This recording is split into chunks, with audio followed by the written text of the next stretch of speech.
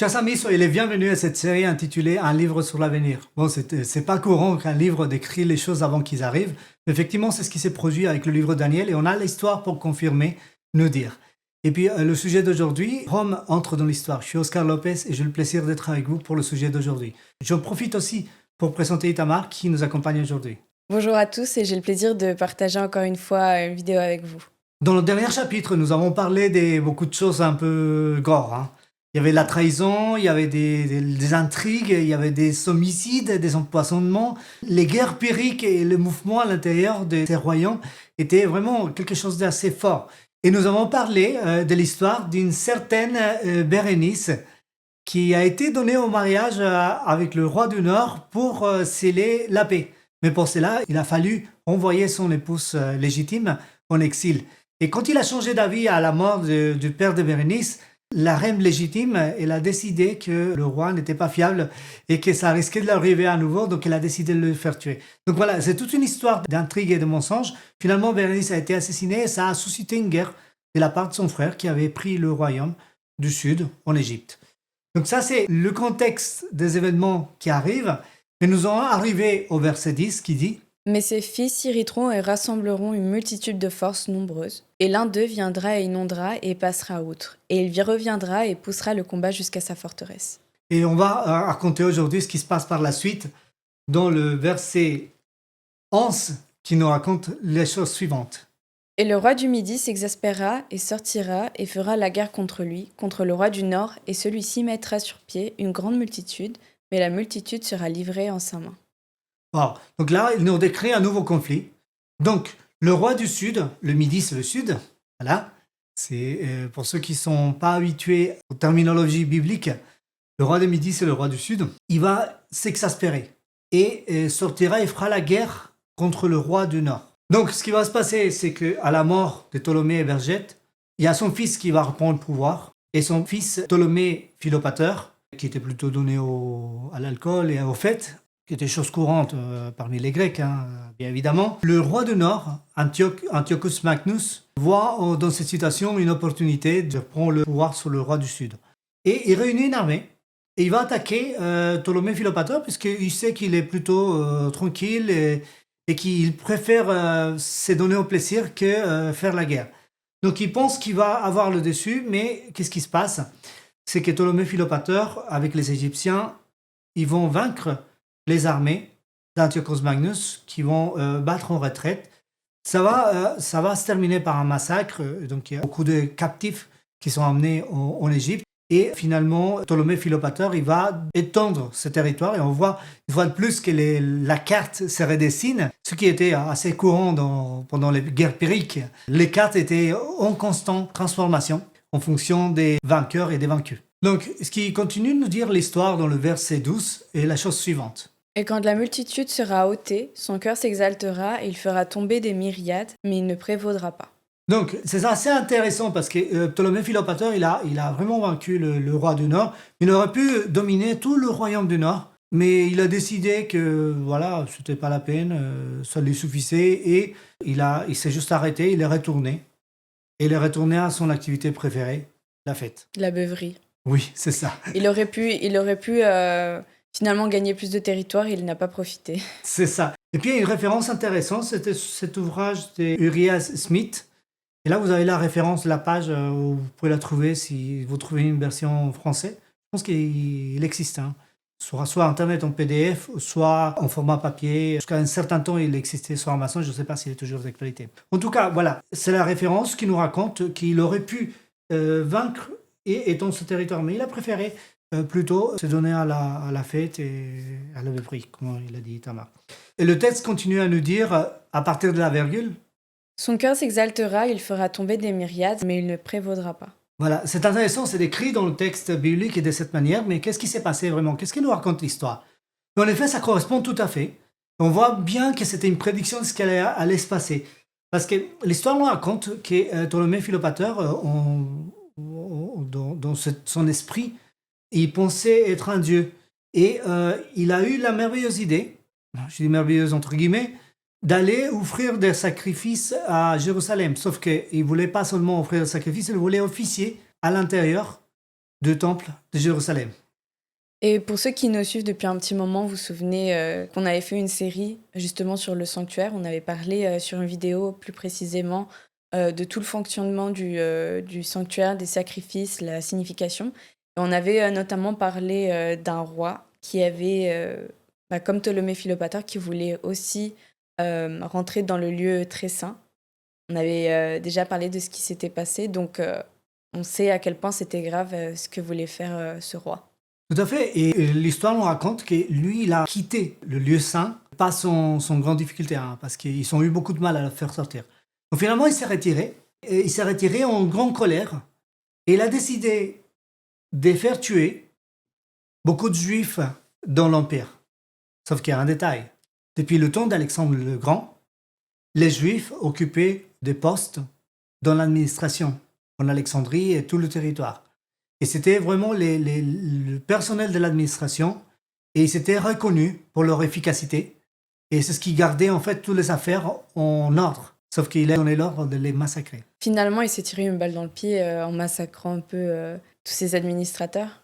Exactement. J'imagine que ça n'a pas... On va dire que c'est pas passé... Inaperçu. C'est pas passé inaperçu.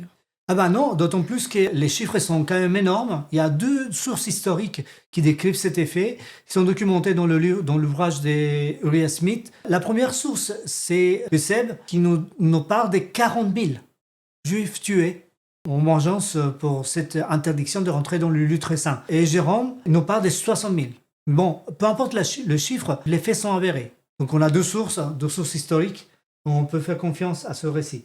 Mais le détail, c'est qu'en tuant ses propres administrés, comme l'a dit Itamar, il s'est tiré une balle dans le pied. Et ça a conduit inexorablement à des problèmes dans son royaume. Et donc, du coup, ça a créé des conflits, des contestations, etc. Et ça l'affaiblit. Donc maintenant, on va parler du verset 13. Donc, qu'est-ce que le verset 13 dans le livre de Daniel, dans le chapitre 11, nous raconte sur l'histoire des Grecs? Et le roi du Nord reviendra et mettra sur pied une grande multitude plus grande que la première. Et au bout d'une période d'années, il s'avancera avec une armée nombreuse et de grandes richesses. Donc là, c'était l'opportunité pour Antiochus Magnus de se venger. Ptolémée Philopator était affaibli par ses actions. Et ce qui se passe, c'est qu'à sa mort, Ptolémée Épiphane, son fils de 5 ans, devait prendre le pouvoir. Il a commencé à régner à 5 ans. Et bien évidemment, un enfant de 5 ans, il ne peut pas régner sur un empire. C'est impossible. Ce qui se passe, c'est qu'il va être accompagné. Mais on va voir. Et du coup, Antiochus Magnus va se lier à l'un de ses rois associés, on va dire, Philippe de Macédoine, qui, en fait, les deux ils conforment le royaume du Nord, mais celui qui commande, en réalité, c'est Antiochus Magnus. Mais les deux sont aussi importants. Mais il va se lier pour attaquer ce roi enfant, qui, déjà, il avait que 5 ans. Deuxièmement, il avait été affaibli par les actions de son père, du fait d'avoir détruit tous les administrateurs de royaume. Et les malversations, tout ce qui était associé à son entourage, parce que les conseillers, ils ont profité aussi de lui. Et donc, ces 2 rois, ils vont former toute une armée pour attaquer le royaume du Sud, dont le but de récupérer des territoires. Et le verset 14 est très intéressant, parce que le verset 14 nous décrit une situation qui est vraiment compliquée. Et dans ces temps-là, plusieurs se lèveront contre le roi du Midi, et les violents de ton peuple s'élèveront pour accomplir la vision, mais ils tomberont. C'est très intéressant parce que là, ce verset, en réalité, on peut le diviser en 2. Et dans ce temps-là, plusieurs s'élèveront contre le roi du Midi. Quels sont ces plusieurs? Déjà, c'est Antiochus Magnus. 12e, Philippe de Macédoine. Et 3e, c'est qui? C'est Agathocle. Et qui est Agathocle? Agathocle, c'est l'un des conseillers du jeune roi. Déjà, il va profiter de la jeunesse de ce jeune roi pour pouvoir exécuter des actions et fomenter la corruption dans le royaume d'Égypte. Et la conséquence des actions d'Agathocle, c'est bien évidemment, c'est des révoltes de différentes provinces qui étaient liées au royaume d'Égypte. Donc, on voit que ce jeune roi de 5 ans avait tout pour perdre, n'est-ce pas? Ah oui. Oui, tout le monde était contre lui, c'est ce qu'il dit le verset. Et dans ce temps, plusieurs s'élèveront contre le roi du Midi. Et c'était, on va dire, 3 contre 1. Mais je me dis que, en fait, dans toutes ces bagarres, dans toutes ces guerres, il y a un endroit qui est au milieu et qui se prend tout. Oui. Bon, on va en parler tout à l'heure, mais... Oui, non, mais on peut parler c'est- même maintenant, parce que, Ouais. en fait, dans cette histoire, il y a beaucoup de personnes qui associent les Maccabées. Comme les personnes violentes. Oui, mais bon, c'est vrai que les Maccabées, à cette époque-là, c'était une espèce de guerriers qui essayaient de libérer le territoire de Juda de la domination des Grecs. Donc c'était une époque de beaucoup de violence. Mais on va en parler. Mais c'est vrai que Judée était au milieu et c'était souvent le territoire où ils se battaient. Donc en permanence, elle était détruite.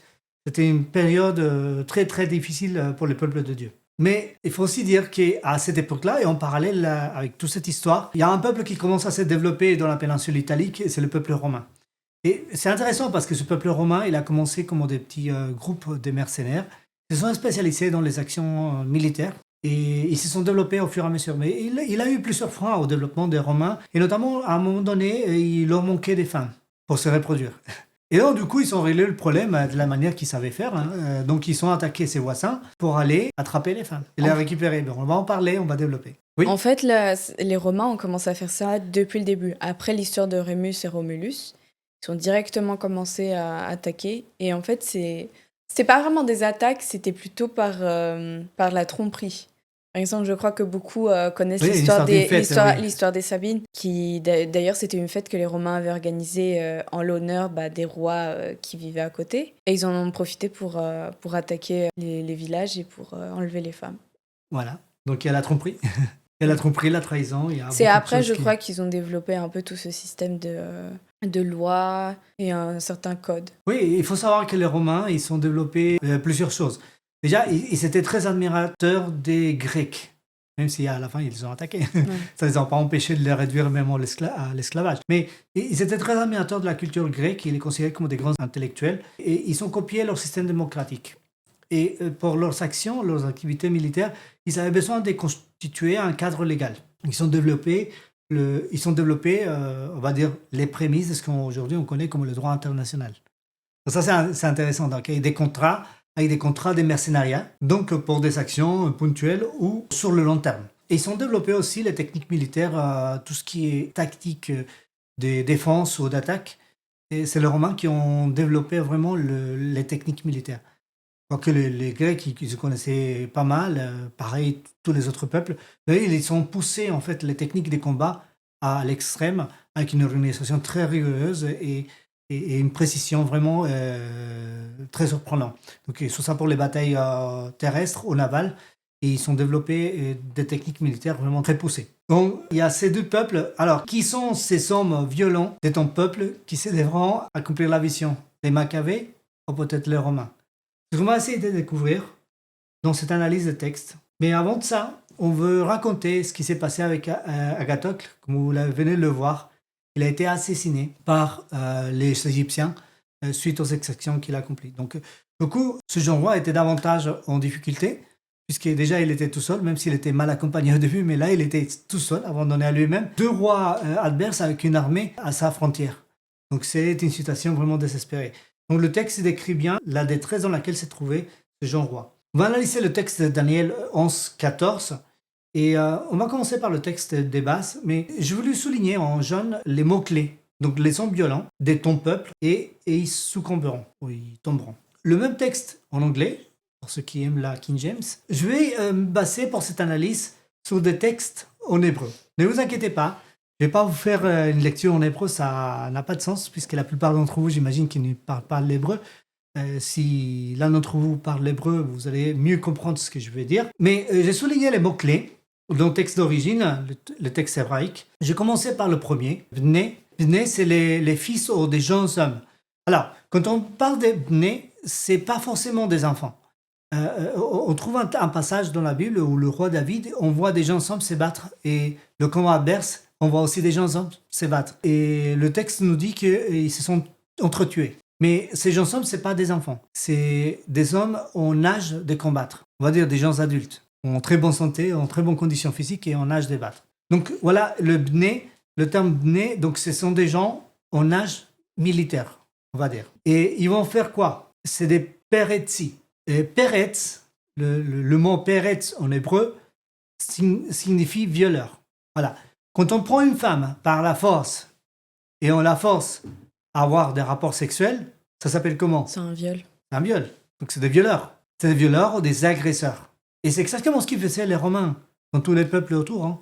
Mais ils avaient quand même un cadre légal. En fait, ils ne faisaient pas du n'importe quoi. C'était pas des voyous ou des criminels ou des pirates. C'était un peu plus sophistiqué que ça. En fait, les Romains, ils constituaient des accords, ils respectaient des règles, ils étaient très disciplinés. Mais en même temps, il se permettait d'être extrêmement violent. Donc voilà, je ne fais pas l'apologie du peuple romain, hein, je vais justement décrire exactement comment il fonctionnait. Donc Peretzi, mais là j'ai parlé des Peretz. Et pourquoi Peretzi?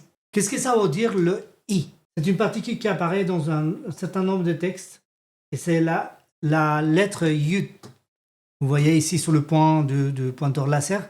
Donc Peretz, c'est 3 lettres. Première, deuxième, troisième. Et la quatrième, c'est I. Peretzi. Yud, ça se lit I. Et ça signifie que l'action qui fait les lettres avant cela est appliquée à moi-même. Donc, je donne un exemple. Elohim, c'est Dieu. Déjà, Dieu en pluriel. Je ne sais pas si je vous ai déjà expliqué. Oui, je pense que oui, dans les sujets qui ont précédé. Il y a pas mal de vidéos dans lesquelles j'ai expliqué cela.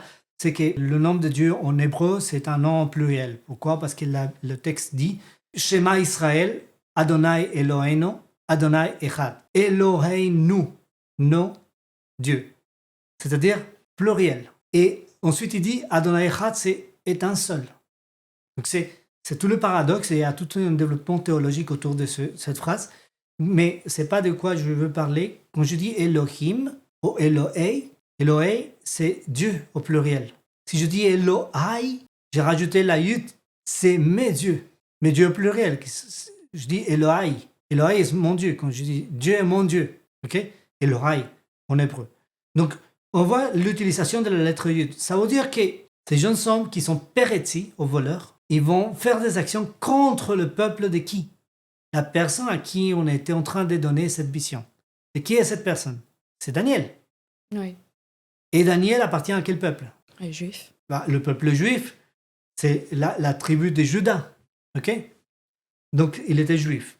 Donc, on voit bien que ça ne peut pas être quelqu'un qui sort des Juifs, c'est quelqu'un qui a une action sur les Juifs. Et cette action est une action violente. Donc, on comprend bien que ça ne peut pas être les Maccabées. Parce que les Maccabées, ils essayaient de protéger le peuple juif. Et puis, le dernier mot, Amer. Donc, ce 3, ton peuple, Amer, et Abraham.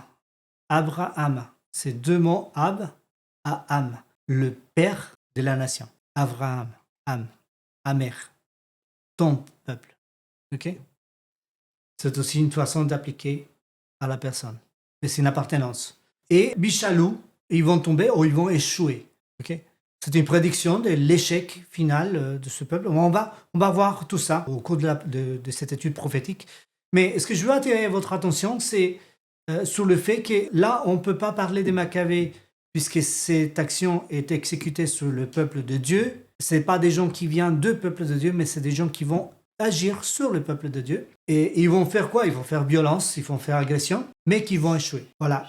Et ces gens-là, si on voit tout le verset, on s'étend plusieurs s'élèveront contre le roi des Midi et des sangs violents. Qu'est-ce qu'ils vont faire ces sangs violents? Comment est-ce que Rome va rentrer dans l'histoire? C'est ce qu'on va découvrir dans 15 jours, dans la vidéo qui suit, pour découvrir comment est-ce que les Romains sont rentrés dans l'histoire du peuple grec et comment ils ont pris le contrôle de tout le monde connu de cette époque. Et voilà, nous arrivons à la fin de cette vidéo. C'était un plaisir de partager avec vous ce sujet. J'espère que ça vous a plu. Je remercie aussi Tamar qui nous a accompagnés.